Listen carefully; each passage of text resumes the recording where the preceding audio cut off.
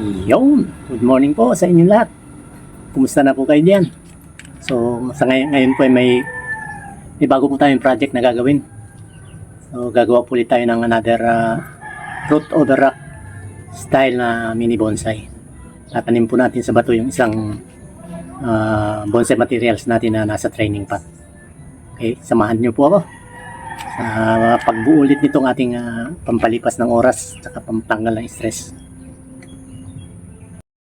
Ito po yung ating mga gagamiting materyales. Ito po yung ating natitirang improvised na bonsai rack. Yan po, ayan. Na-prepare ko na po. Naman ko na, nag-grind na sinsil ko na to. Saka ito po. Ito, dito po dati nakatanim ito. Ito yan, tinanggal ko na rin.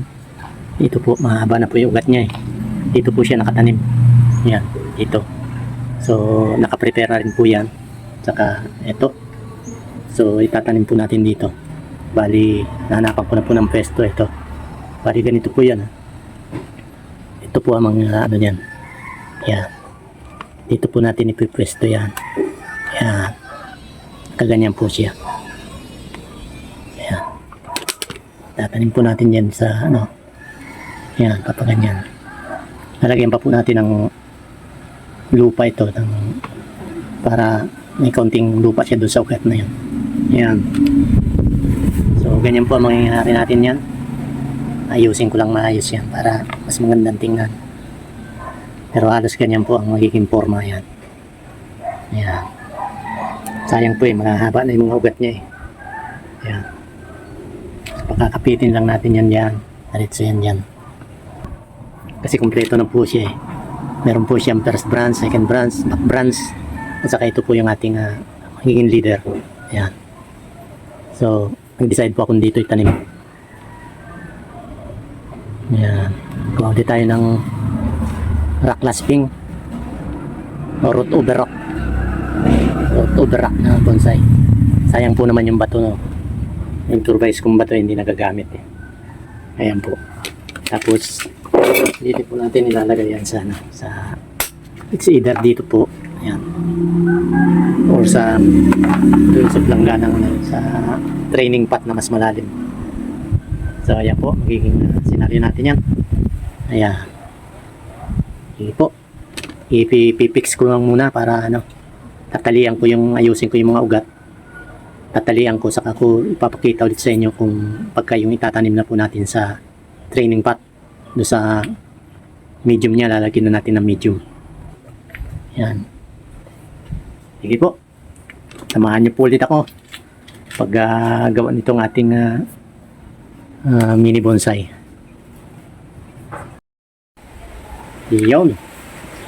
Balik po tayo. Ito na po yung ating na setup na sa bato. Ito po.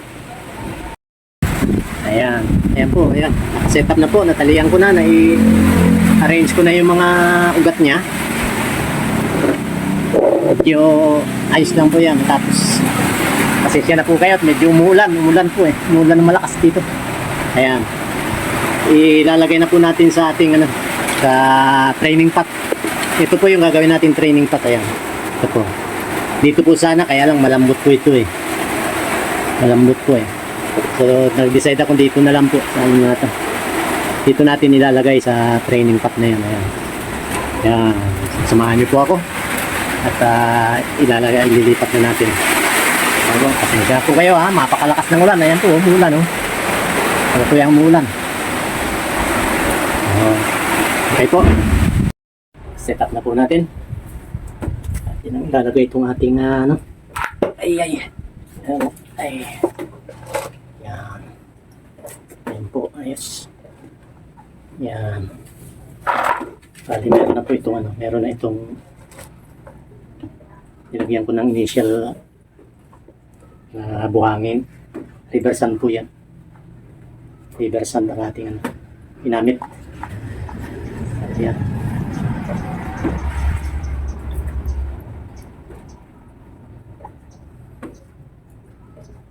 Yan. Iusin muna natin. Puputulan pa po natin itong mga ugat niya. Mahaba yung ugat niya eh. Mahaba na po ang ugat, kaya nag-decide akong ilagay sa bato. Maganda yung ugat niya.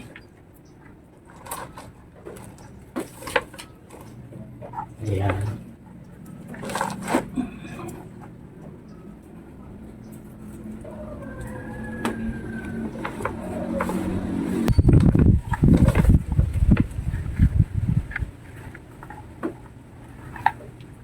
Ito, medyo mahaba na ito eh.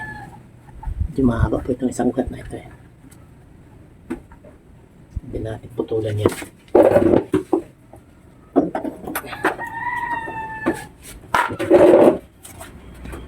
Mahaba na itong isang ito. Putulan natin lang yan.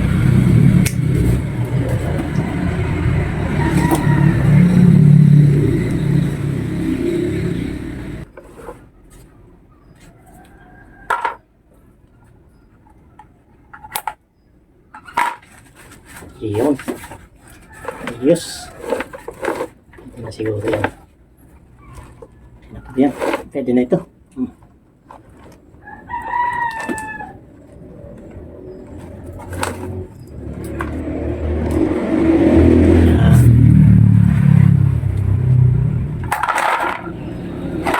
Pwede po tayo na medium. Ayan. Ito po yung medium natin na yan. River sand po at saka may kaunting garden soil. Kaunti lang po naman yan. Pero mostly river sand po yan.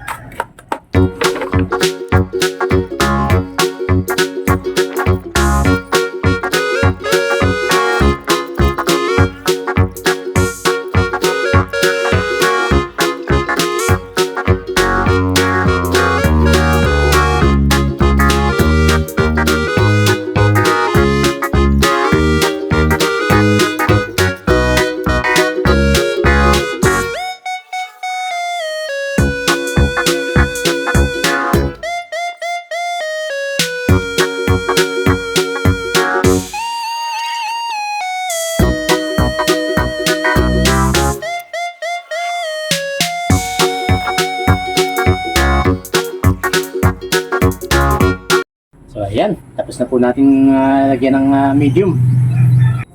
Ayan na siya. Ayan. Ayan. Pwede pong lagyan niya ng ano. Pwede lagyan ng moss, pwede lagyan ng pumice. Yung pinagsaliksigan mo ng ano ng river sand para hindi lang matapon yung medium pagka dinidiligan. Ayan. Po. Ayan. So bali ito, lalagyan pa po natin ito ng lupa. Lagyan natin ng soil ito. Saka natin mabalutan ng plastic, either plastic o kaya damit. Yung cloth na basahan, pwede rin. Para hindi po mag-dieback yung mga ugat niyang maliliit. Ayan po, itiligan po muna natin. Itiligan na po natin. Ayan. Itiligan natin para hindi naman mag-dehydrate yung mga ugat niya. Pag may available po akong moss ang ilalagay natin dito sa dito sa kanyang medium para hindi siya matapon. Tama po umuulan. Hindi natin ilagay sa ulanan ito. Ayan, okay na. Okay na po. Dilig na natin. Moss na lang po ilalagay natin. Saka natin babalutan ito ng basahan.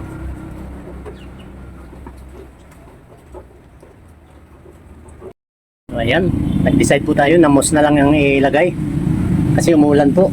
So mahirap pong kumuha ng buhangin kaya may moss po naman ako dito na hindi ako mababasa. So nag-decide na lang po ako na moss ang ilagay. Ayan po. Ayan, patapos na po halos na. Moss na lang po ang inano natin para hindi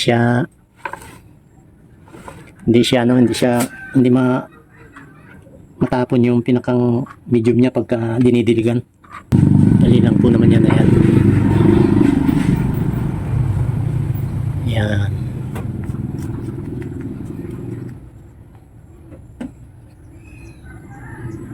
Pinapapak po tayo ng lamok. Maraming lamok. Umulan kasi. Umulan lang po. Naglabasan yung mga lamok.